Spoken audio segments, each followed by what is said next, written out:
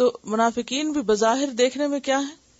انتہائی خوبصورت ڈیکوریٹڈ لوگ جو کہیں بھی رکھ دیے جائیں تو دیکھنے میں انتہائی باوقار لگیں. قال الملأ، اور ملأ بھی جو ہر دور کے ملأ جو تھے وہ بظاہر شان و شوکت کے اعتبار سے ایسے ہی تھے، لیکن اندر سے حال کیا ہے؟ ایمان کیسا ہے؟ کانفیڈنس کیسا ہے؟ کھوکھلے ہیں. رسول کے پاس آنے سے کیوں کتراتے ہیں؟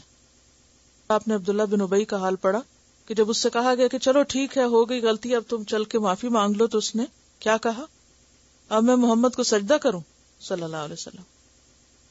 تکبر، ہٹ دھرمی، اپنے لیے اس کی توبہ توبۃ الکذابین ہو تو اس کے لیے ساری دنیا بھی توبہ کرے تو اس کو کوئی فائدہ نہیں ہوگا.